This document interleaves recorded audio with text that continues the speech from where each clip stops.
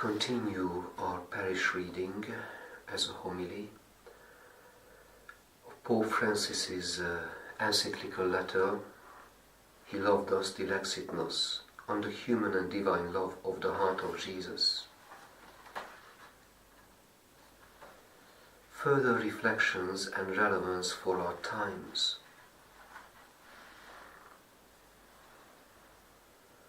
From paragraph 86. Many Jansenists found this difficult to comprehend,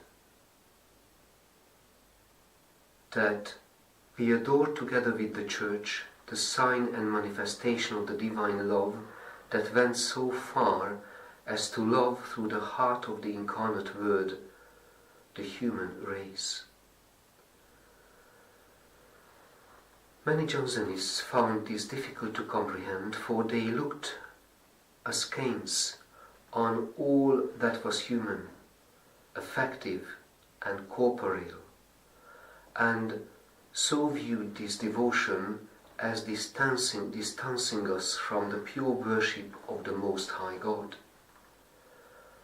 Pius XII described as false mysticism this elitist attitude of those groups that saw God as so sublime, separate and distant that they regarded affective expressions of popular piety as dangerous and in need of ecclesial oversight. It could be argued that today, in place of Jansenism, we find ourselves before a powerful wave of secularization that seeks to build a world free of God.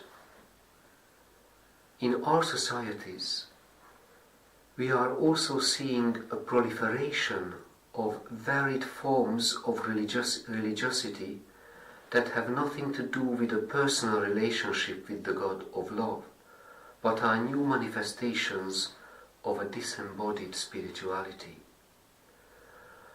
I must warn that within the Church too, a baneful Jansenist dualism has re-emerged in new forms. This has gained renewed strength in recent decades, but it is a recrudescence of that Gnosticism which proved so great a spiritual threat in the early centuries of Christianity, because it refused to acknowledge the reality of the salvation of the flesh.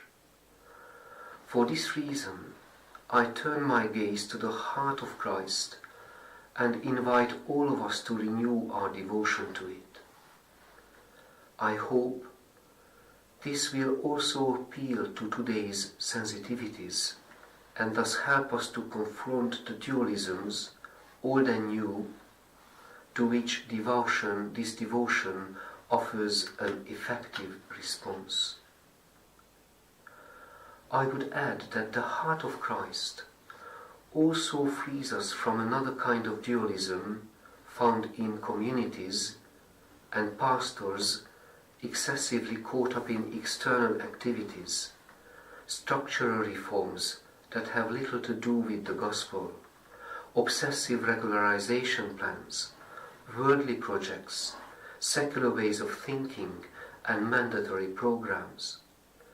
The result is often a Christianity stripped of the tender consolation of faith, the joy of serving others, the fervor of personal commitment to mission, the beauty of knowing Christ, and the profound gratitude born of the friendship He offers and the ultimate meaning He gives to our lives.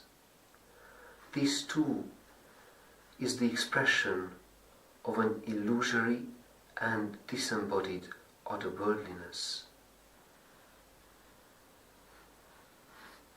Here ends our reading.